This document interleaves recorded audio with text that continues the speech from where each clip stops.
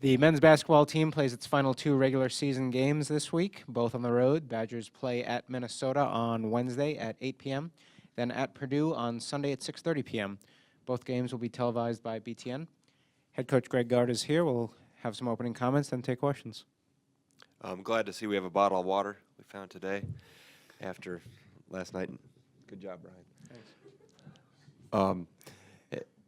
Going through the film, I thought, obviously I haven't talked to you guys that long ago, but found some good things on film and obviously things that we can get better at. And we'll look at those films here in another hour or so as we get back to work and prepare for Minnesota.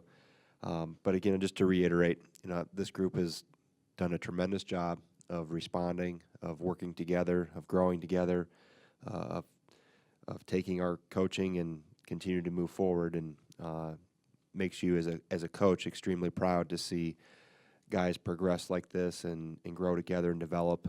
And obviously the results are, or the wins are a byproduct of following those steps in the process, as you've heard me talk about a lot. But like I said, just extremely proud of how they've continued to work together and grow, and hopefully we got a lot more basketball left in us. John, back. I don't think there's any denying at this point in the season Minnesota has nothing to lose approaching this game. Probably want to try to spoil your season. Does that concern a coach when they go up against a team like that? We've always approached every game for what it is, and it'll be more about how we prepare and how we play. Obviously, they're a team that plays very well at home. They've obviously gone through a rough stretch, a rough season. Also with suspensions last night, and whether those guys are back or not back, that's for them to determine and take care of. But I think just from our standpoint, we never really get too wound up in the opponent. We prepare more for making sure we play the proper way. We know it's a tough place to play. It's a team that's very capable with what they've done, and most recently against Maryland. So from that standpoint, we'll focus on introducing those players today and what they do, and then also make sure we continue to forge towards our identity and making sure that we're sticking to what's got us to this point. Jeff? Greg, I don't know what you remember from your first season here with Bo, but you guys didn't get off to the best start, if I remember correctly. I'm just curious, what do you remember about turning that season around? And once you guys got it going here and established a certain level of success, relatively speaking, is it easy or difficult to keep it going where the expectations from different classes are the same, that the expectations to win are ingrained? Well, I'll answer the second part of your question first. I think it's, once you have a culture established and you have a way of doing things entrenched, I think the biggest thing is that's helped us this year is that our older guys, for the most part, understood what that culture was about. How to get there was another story, and also handling adversity was another story. Our older guys had not been through much. So I think once you have it established, I'm not going to say it makes it easier, but you have a blueprint in place and a plan in place and a path to follow. And when the older guys have gone through it and understand what success is about and how to get there, I think it helps navigate the path for the younger guys.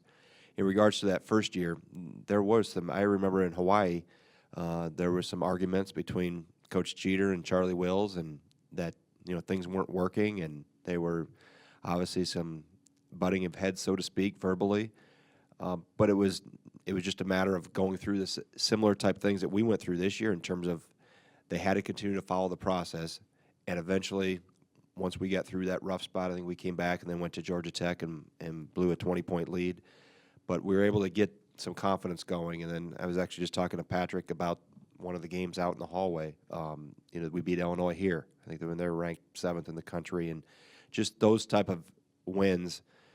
It's only one game, but it gives you an immense amount of confidence, and it, I think, reaffirms the process and reaffirms the track you're on. I think obviously ours this year was Michigan State. That was kind of that one of those defining moments. Like, yes, we're on the right track, and we knew at that point in time, back in 2001, in the fall of 2001, that we were on the right track. I mean, obviously there had been success here, and there wasn't a whole lot of deviation from styles of play in terms of Coach Bennett to Coach Ryan. So it was just a matter of being able to get over that hump and have that first one where as coaches, you know you are, and I believe this year, even when we started 1-4, that we were on the right track and we were doing good things, but it was a matter of being more consistent for a longer period of time. And that Georgia Tech game was a great example. We were really good in the first half, and then we weren't consistent enough in the second half, and things got away from us. And we have seen that early this year too with some of those games. So just continue to grow in that direction. Like when you have, like I said, a blueprint in place, it gives you a plan to follow, and then making sure you don't deviate and don't flinch in the process of going through that plan and growing. Greg, you talk. Oh, go Jim, this one. You talk a lot about one possession, next game. Is that particularly useful in a week like this, where you could look ahead to the end of the week and there's so much there, and even your Big Ten tournament seed could be anywhere from a 1 to a 7 at this point. Just to not get wrapped up in that stuff, does it work really well on a week like this, you think?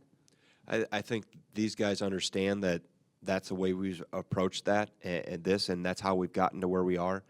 They'll have plenty to worry about when we get done with film sessions in terms of improving what we're gonna have to look at today and worrying about this practice. So we'll just prepare for this practice and get ready for Minnesota. And again, that's the mindset we've taken all year.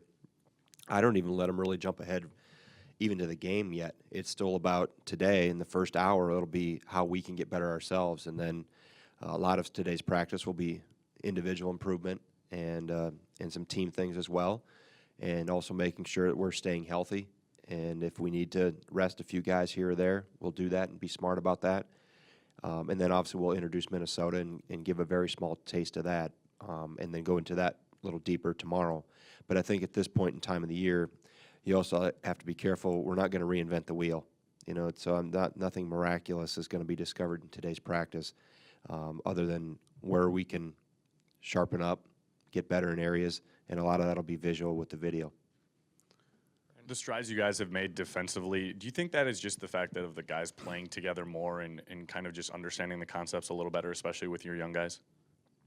I think that has a lot to do with it. I think Tom asked that question last night, and there's a lot of synergy has to take place offensively, and I think we've gotten better offensively. I found some great clips where we really moved the ball last night, and then defensively, I found great clips where we really exchanged well and some dribble penetration attempts. We also exchanged ball screens at the right time. There was 3 or 4 that we made mistakes on with ball screens, where we got caught too high on the screener and they threw over the top of us. So I think there's always an evolution, and it's one thing to grow. If Ethan Happ grows or Veto Brown grows, they're in the starting lineup. But then I bring in Alex Elkanen in or Charlie Thomas, and if they're not in that exact situation, don't have as many reps, their growth rate maybe doesn't take place as much because they are at a high rate because they haven't got as many reps. Charlie does a lot of things on the scout team, so he doesn't get a lot of reps with our defense. So his future is going to be extremely bright and is extremely bright, but he also hasn't had the same opportunities as some of those other guys. So, you can look at things individually, and I also look at things. Okay, when there's a younger guy goes into one spot, and if there's one mistake made, it can affect the whole group. And sometimes it is because of one of those players hasn't had as many reps and hasn't been in and just gets caught in the situation in the rotation in terms of when they're in and what position. I mean, at one point in time last night, I think we had Khalil Iverson at the 4 and Nigel at the 5, so not positions that we practice a whole lot, but at the same time be able to adjust and apply what we do philosophy-wise defensively, regardless of what position you're in. So I think that's where we've seen more of the growth, and we can grow more by having those younger guys continue to learn, and whether watching on the bench, watching in film, taking advantage of the opportunities they do get when they're over with me and not on the scout team. So we're heading the right direction. I obviously always find things that we can get better at. Andy? Greg, what's the most difficult decision you've had to make as coach? Usually what suit and tie to wear. I usually let my wife pick it out. She tells me, no, that's not a good color combination. She says I like blue shirts too much, trying to get me to use gray or cream more. Truthfully, Andy, I say that kind of tongue-in-cheek because, I don't know if the team has done such a good job of responding and growing into their roles. and I've said this before, in games, I've felt a sense of calmness. Is it a change in position where you feel like you're more in control? Is it more of a locked-in tunnel vision, blocking everything out mindset? I think I wouldn't say anything has been difficult. There hasn't been any surprises that have come down the trail to me. There's been no curveballs, and I think that's in large part attributed to my experience and the mentoring I've had from various role models throughout my career. I don't think there's really been anything, because there's been no decision that's been new to me in terms of, oh, I didn't hear about this before. If it wasn't me making the decision, at least I knew what decision Coach Ryan had to make. So I wouldn't say there's really been, trying to make sure that I keep guys fresh, I think is one thing I always am really, and I'm also cautious rotation-wise not to get us out of a groove. And sometimes I played maybe Nigel and Bronson, when I look at minutes, a little bit more than I really wanted to on paper. But at the same time, when I've looked at trying to get them a rest here and there, and I've tried to do it around media timeouts so you get more bang for your buck, so to speak, around those, a lot of times when I thought about giving them a rest, we've been really in a groove. Or sometimes there's been times where there's no way I can take them out because we're scuffling right now. So that's probably the one thing that I'll continue to improve upon going forward. And I think it would be much easier if I had a whole non-conference to play with that roster and that rotation a little bit more and be more solidified in that. Because if hopefully you have things rolling in the non-conference, you can dial back the minutes of some of your more experienced guys like Nigel and Bronson and keep them in that high 20 range, and not have to roll into the high 30s like has happened. And then you keep a couple high 30 games for when you really need them and make sure the miles don't pile up too much. So that's probably then the one thing that I think we've done a good job with it, but it's always something I go game to game, and even within the game, okay, who looks tired out there? Who hasn't been out in a while? Those type of things. And then you weigh how you're really playing on whether you can afford to give them a break or if it's a good time to give them a break. Back. Coach, could you talk a little bit about Ethan Happ and just the progress that he's made over the past couple of weeks? And do you think maybe getting to practice with Frank Kaminsky last year kind of brought him along as far as he has? Well, there's no doubt that the practice with Frank has helped him immensely. And I think anytime you can get a chance to, as a freshman, as one announcer said in one game, get a chance to incubate. I think it was Clark Kellogg, meaning you get a chance to sit and watch for a year, as Ethan did last year, and incubate, grow while not burning a year of eligibility. That helped him, and then you also get a chance to figure out what college is about. You understand, class. You understand semester breaks. You understand finals, and you're not having the added pressure of playing in games as another mental load on you as well. And then obviously physically he's gotten better, but obviously to be around Frank, not only to guard Frank and have Frank guard him every day and that experience, but also to see how Frank handled his day-to-day operations, how he worked, how he prepared, all those things behind the scenes that I think were valuable for Ethan. And still there's no replacement for experience. And I've said that in many times, that as much as Ethan learned from Frank last year, he still had to go there and do it himself. And that is where I think I've seen the growth over the last 2 to 4 weeks, is that experience that he's gotten early in the year is he's becoming more consistent. I think that's the biggest thing. And hopefully, obviously, I think he's only scratching the surface in terms of where he can be. And he's got a lot of time left here in his career. Greg, there aren't many barns left like Minnesota's. Do you think that gives them an advantage, irrespective of what team they put on the floor? Well, I think anytime you play at home, there's a comfort level there. So whether it's the barn or our place here or any, you would anticipate. I think you would look around the country and assume that everybody on their home floor would be more successful. Is it a comfort level? Is it the crowd? Is it the game day preparation? Are you used to the shooting environment a little bit better? I think you would assume that a team would play better at home, and obviously that has a unique feel to it. We'll do our roll off the floor, I think on Wednesday during our shoot around, because we're gonna practice here and then fly up there tomorrow. So we'll do an extended shoot around on Wednesday and have the guys the rookies do their sailor roll off the floor, and the older guys will get to grade them like a gymnastics event, see who does the best roll. And So I think the other thing, you try not to make too much of it either. It's the rims are the same height, floor is the same dimension. It's more about those 5 guys in the other colored jersey than the structure of the building, so to speak. Greg, Nigel, when he was his sophomore year, became a legitimate three-point threat after not shooting any his first year. Vito has made a similar jump after 2 years. I know he didn't play as much, but in the offseason, did you guys talk to him about that, or is that something he took upon himself to get more comfortable to be able to shoot that shot? Well, I think Vito has always been a little more comfortable facing the basket, and that's something over the next year and change of his career that I've already talked to him about in terms of becoming more comfortable with his back to the basket and working on that. And that'll be an off-season project for him. But I think at the same time, I think a little bit of our change of identity offensively has helped him. He's found himself in positions where he was set up, ready to shoot a little bit better. Teammates have done a very good job of finding him. I think we've been very unselfish, and that's been growing here recently in terms of moving the ball. And he was a recipient of some of those last night, of making sure the ball didn't stick, and we took advantage of what a defense gave us. So, and he puts time in. I know there's a lot of times I walk through the practice gym upstairs, and he's got a shooting machine out, and he's working on the perimeter shooting. So I need to find a machine that helps him work on his post game too, so maybe throw the ball into him instead of always throwing it out to shoot on the perimeter. But he's put time into it. He's worked at that part of his game. So you would assume when you commit that much time to it and really focus on it that it should improve, and he has improved.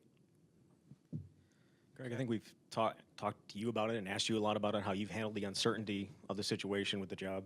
But your assistants are kind of under the same thing right now. How do you think they've handled it, and have they handled it similar to what you have? Yeah, I think they have. I mean, we've really never talked about it. I believe they have the similar process. I think their positions are posted as well, along with our director of operations, the 4 that are under the head coach umbrella. So we've just all focused on trying to help this team. They've had the same mindset that I've had, and not worrying about what's going to happen down the road. And whatever happens in the position, the head coaching position, obviously will be, whatever happens in their position will be, I'm sure, down the road from that. So I don't know all the steps in everybody's process. We've just, like I said, really tried to focus on each day with this team and not make it about what's going to happen down the road for us. John? I don't know if you'd ever admit to this, but if even just one time, if you allowed yourself to peek at the bracket projections, the bracketology stuff out there? Nope.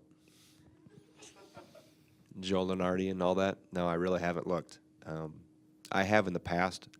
I think this year I've just tried to worry more about the team, and I hear we've last 4 in, first 4 in, or last 4 out, first 4 out, whatever it is, all that stuff, and we've climbed. So wherever, we'll just continue to. Right now, we're still trying to chase a Big Ten championship. We need some help, obviously, from Iowa and Maryland, and we have to take care of our business. But at the same time, we've just, again, that's how we've handled it since December 16th, of one day at a time. And really, when you break it down, there was no other way we were going to be able to get to this position other than starting with that first day and taking it step by step.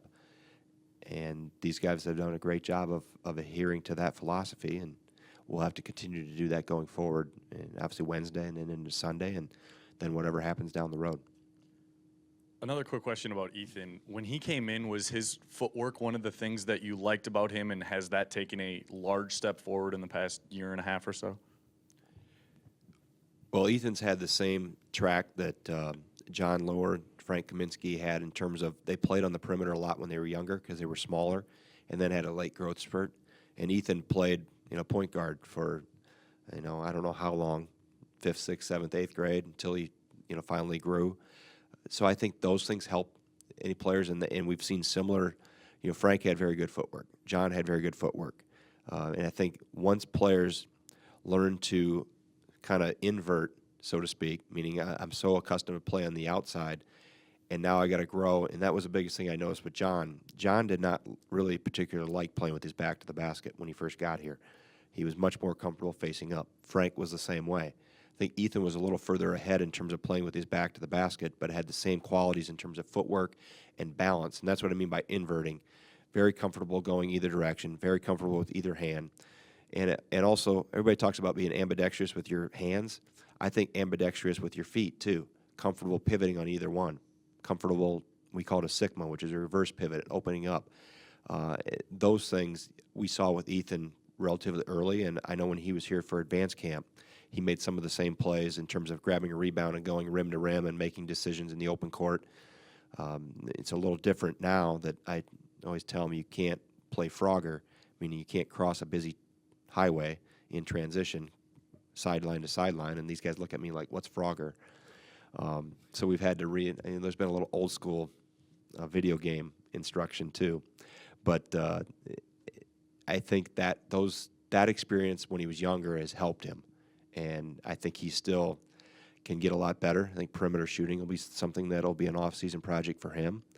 And also being more consistent around the rim. He left a couple points there last night, or more than a couple.